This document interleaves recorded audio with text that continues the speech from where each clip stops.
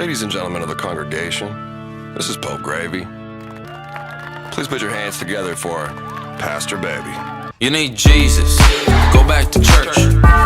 Bitch. AQ, I noticed there just wasn't a lot of paladin stuff for it, so I just wanted to show how my build holds up. This is a random pug, and we're just going to be going through it. The first guys are going to be the gladiators. I use my one hand and my shield for these guys, just because they do have the trample ability, especially if you have to tank both. Just not getting crit by them is going to help you a lot. They're pretty much pushovers, easy peasy.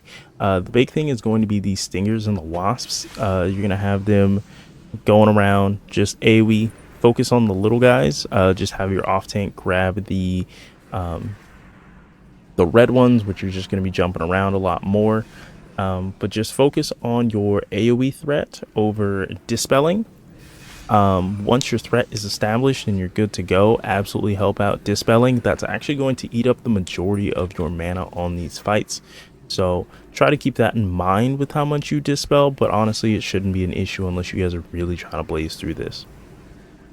A really good tool that I use for saving mana, which you guys will probably notice my fire weak aura that keeps popping off, it's actually a weapon that I've started using called Flame Wrath. This is a two-handed polearm that when you activate it will give you a reflect shield for 15 seconds that will be equal to your spell power damage.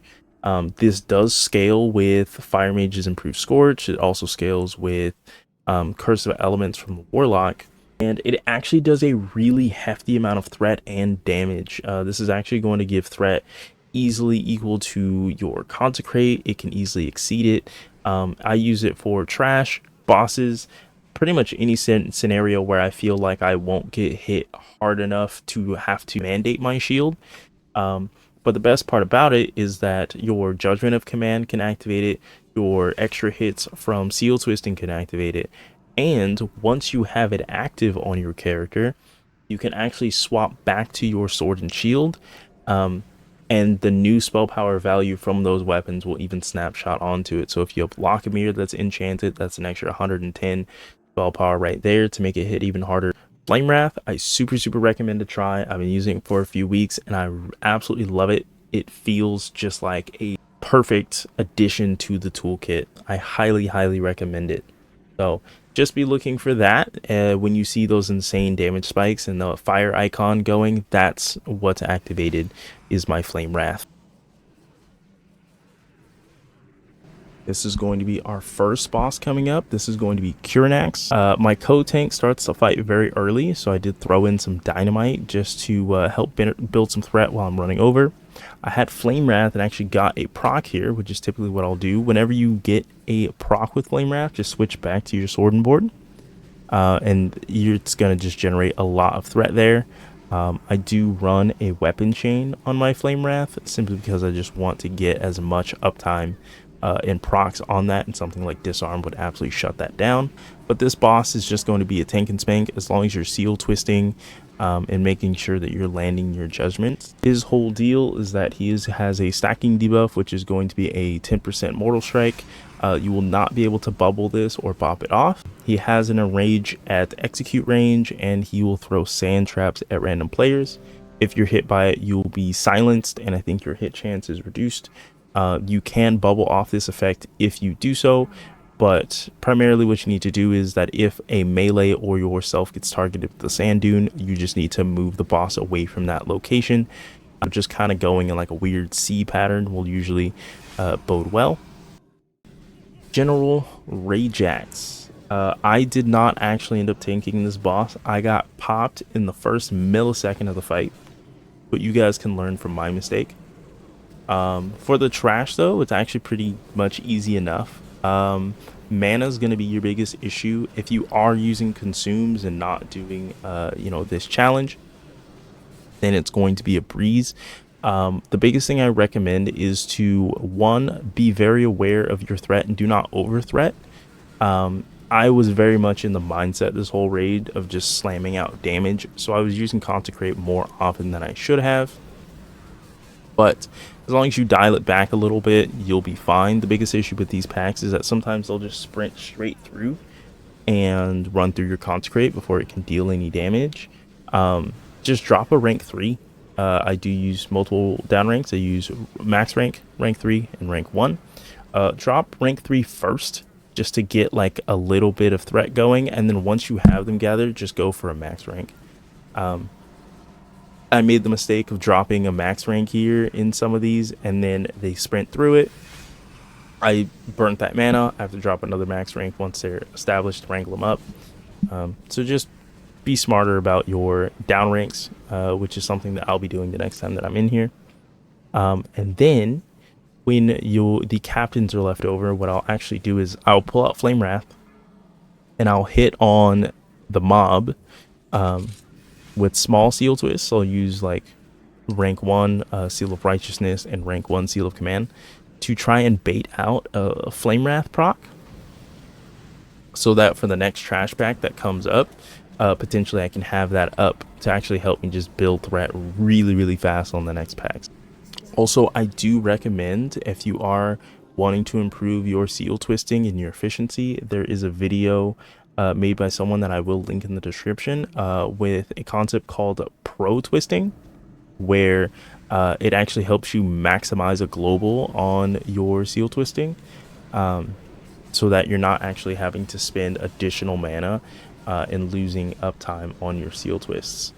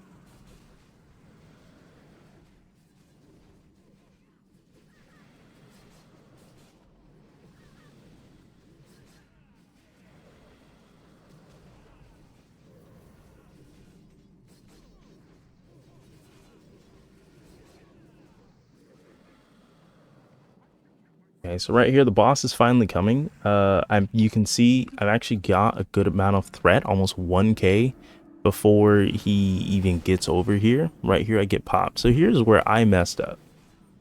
One, I didn't have my shield on, which means that I took 12% more damage than I should have. But also, he wound up his Thunderclap ability, which will do 50% of the health of whomever it hits. It also resets their threat.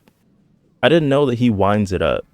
So be very aware of that and probably don't meet him out there. Or if you have a priest, ask them for a power word shield, just to give you a bigger buffer on that. But if you're tanking it as a paladin, a big thing that you're going to want to do, if you aren't able to defer to your other tank, then you have to make sure that everyone gets hit by the thunderclap. If everyone gets hit by the thunderclap, all of our threat gets reset. Hit them with a judgment on the reset. Tank and spank, easy peasy at that point. So learn from my mistake. Be a little smarter. I was trying to bait out a Flame Wrath. Probably not worth it. At least for that boss. At least if he's going to, wombo combo you like that. Alright, Buru the Gorger. This one is super easy, super simple. You just gotta kite him around to these eggs. Once he gets close to the eggs, you break him. It's gonna deal like 10% of his life. It's going to spawn out an ad that does have a threat reset. You just grab it, kill it, and bring him around the room and do this until he gets down to like 15 or 10% life where he'll enrage. It doesn't seem like in this version he takes reduced damage when you hit him. So you can also just wail on the boss. It's just not really going to serve you anything. Other than that, it really just is a timing thing for his enrage. All you need to do is that when he finally breaks open his shell and his brain's exposed and you can hit him, he is going to reset his threat back to 0. The only thing that you need to do is that you just need to time a Hammer of Wrath and a Judgment for that threat reset. So whenever the threat reset is happening, you just need to wait the perfect second until it turns 0. Hit him with Hammer of Wrath, hit him with a Judgment. He'll be yours. You just kill him. He's going to be close to dead anyway, right? Very easy.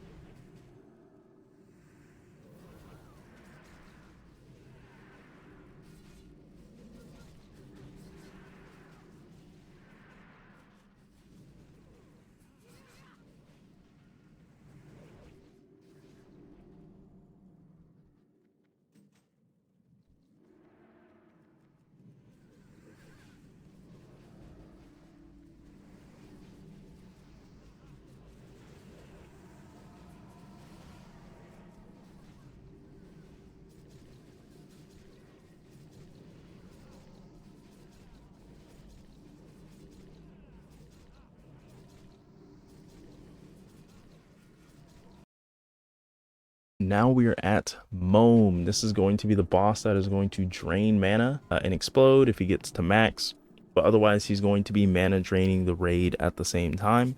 This one for you is going to be very much a tank and spank. Just expect to use a potion if you are main tanking. It's not going to be drastic, especially if you have a good group. If you have a bad group, be prepared to be a bit more mana efficient. In this scenario, my co-tank starts the fight extremely early while I was out of range, so he got a bit of a head start, which is fine. Again, you're just going to be seal twisting on the boss anyway to get the majority of your threat, so it's no big deal. I would run sword and board for this guy just because your healers are going to be getting drained as the fight goes on, but I will recommend, if you're brave enough or if you trust your healers, you can actually just run your two-hander for the early portion of the fight, maybe bait out a Flame Wrath proc, and then switch to your sword and board once mana starts to get lower.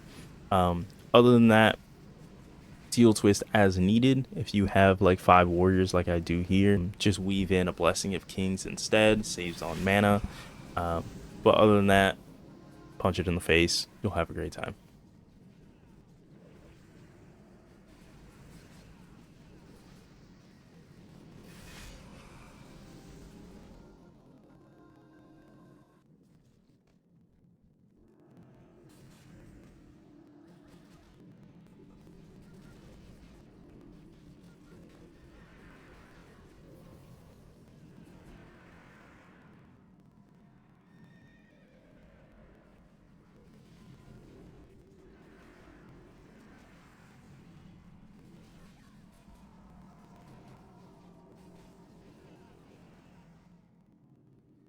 Okay, so this is for Osiren. This fight is going to be extremely easy, very much a tank and spank. There's going to be 3 different ways that you deal with this. The first one, we had to glitch him out with a hunter pet, which was a little different. We didn't have a warlock, so we fought him up on his throne. They just want you to put him up against the wall because he does have a knockback. And the boss is just going to put a cyclone on you or your co-tank. Honestly, just burn your bubble very early on if you want to, just to get an extra threat lead. Because other than that, it's just going to be you guys switching off back and forth as the boss dictates. Or if you fight him normal, again, it's going to be very much the same fight, except that you just have to be aware of where the pillars are. Kite your way over there. While you're moving, try not to use Consecrate, things like that. And if you do get a fire vulnerability, that would be a great opportunity to pop out your Flame Wrath. If your co-tank is able to out-threat you, probably use your Flame Wrath to try and bait out some procs for when your co-tank gets cycloned. But as you can see here, this fight is just super easy peasy. It's just going to be punch him in the face until he falls over. He's not very resilient of a boss, but he is going to be resistant to magic. So if you do have a magic comp, expect a longer fight. Don't be like me. Get Blessing of Wisdom up a lot earlier. It's going to be a great time.